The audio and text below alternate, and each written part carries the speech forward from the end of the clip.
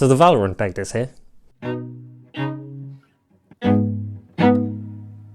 So the steps to get a Valorant key to try the closed beta access are actually quite simple, so we'll run through what to do now. So first off, go to the Riot website, and if you don't have an account, just create one with your email address. Just while you're there, make sure that you don't accidentally download this virus that's on the website. It's really strange that Riot have let this stay up for so many years. I think it's infested quite a lot of people's computers. Very toxic for your system, very toxic for your just social skills in general. Try to avoid that if you can. And then step 2, go to Twitch and go to your settings, and you just want to authorize the accounts to be linked, so that while you're watching Valorant streams on Twitch, it'll acknowledge that you're watching them, and Riot have said you have to watch at least 2 hours, and then your account becomes eligible to receive a key.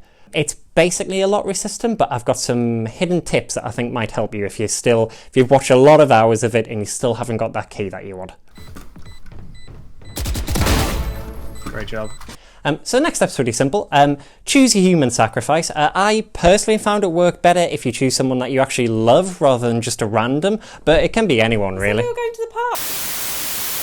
I feel like a lot of people missed this step because the Riot only tweeted out about it like once, and it was a bit cryptically worded.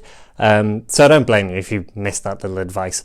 There are of course other sacrifices that can be made to get a key, but we'll go over those in another video. Kalima! I think they might be gone B.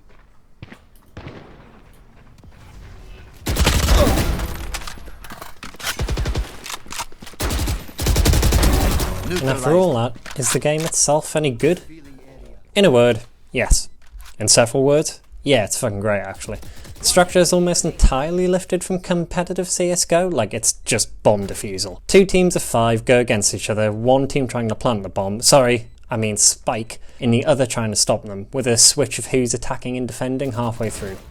I've played and sucked at Counter-Strike for about as long as anyone who's had access to Steam, and it never quite clicked in the same way Valorant has over the past few days.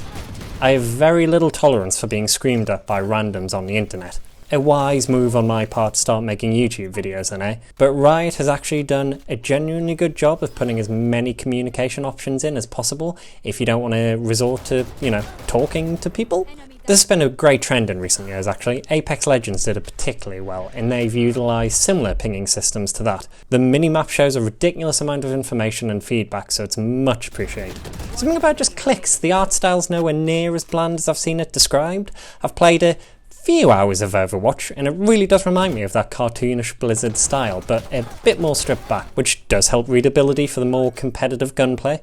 I quite like Overwatch, and going in I was a bit worried Valorant would end up just being an unsatisfying average of elements of Counter-Strike and Overwatch, but the abilities don't feel overly oppressive, yet provide plenty of utility if you're not the shittest of shit hot at clicking heads, which obviously isn't a problem for a pro gamer such as myself, but it's nice that they've found a decent balance.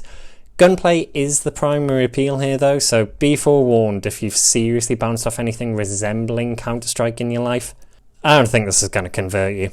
It's possibly the fact that we don't really know what the matchmaking is doing in the beta, but there are absolutely still games where it feels like you're playing against people who can predict each and every step you take, so if that type of thing frustrates you easily, it might not be the one for you. Games can feel quite long, but that'll come down to your own patience for this type of thing. They're already shorter than Counter-Strike competitive games, and at least avoid the problem Overwatch sometimes has, where you spend half an hour fighting tooth and nail for every inch of a match, only to lose everything in the last 10 seconds because 6 people pressed Q and destroyed the entire team. Most games though have felt fairly well balanced on other teams. I've definitely had a couple where it's been a complete wipeout, but that's always going to happen, especially, if I'm on your team. Still, I've had a super enjoyable time with it so far. The maps are generally great, and it honestly feels like it's basically good to go. I'll be really intrigued to see what they actually tweak between now and full release.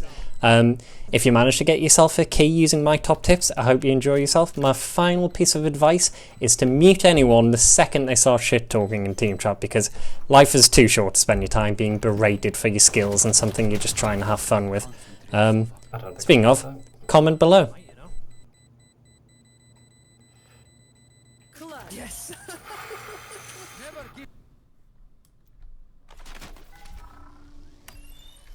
Revealing area. Enemy Found them. spotted. See ya. There's 2 more. Down. Nice, good job. Shock dart. One enemy remaining. Thanks for watching, and we'll be back again soon. Flawless. Nice Good guys, job. great job.